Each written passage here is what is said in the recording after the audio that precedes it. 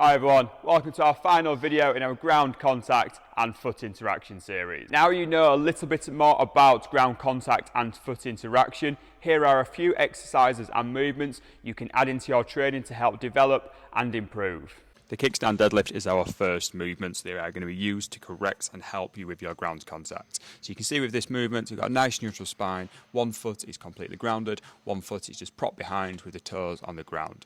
As we go through this movement, you notice there's going to be 3 pauses. So as I descend, we're going to have a little pause at kind of third intervals. When we're in this position, we're just looking to recheck our movement, nice and balanced. We're looking for that nice 50-50 movement. So you can see there's a nice kind of pattern between our movement. The one foot is grounded and there's that little split. So when we swap sides, we make sure we swap those feet, make sure the opposite foot is grounded, those toes are on the back foot are grounded, that heel is in the air. Just making sure we pause at 3 intervals. The big thing with these ones, so this is going to be the same for our next movement afterwards, we're wanting that 50-50. So when we pause it in this position, you want to make sure there's a nice 50-50 balance. That's absolutely key.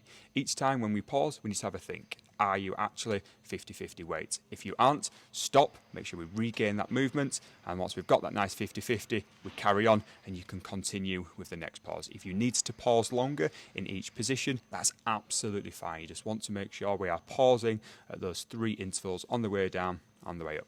Kickstand squat is our next movement. So it's exactly the same principle.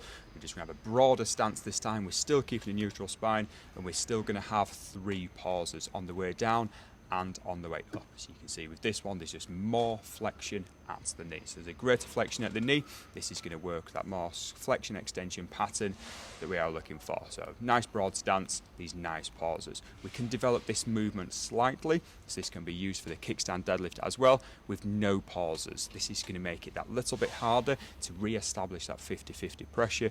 But we want to make sure we are consistent. We're still maintaining that 50-50 pressure. If you're losing that 50-50 pressure, go back to the pause variation and use that one to develop. So make sure we pause, get that nice 50-50 pressure. If not, you're finding that comfortable, you can add those non-tempos or no pauses. These are a few of the movements, so add these into your training to gain the benefit. Ground contact and foot interaction are an often overlooked area of movement, but can have a huge impact and benefit on your performance, your technique, and reduce and manage some of those injuries.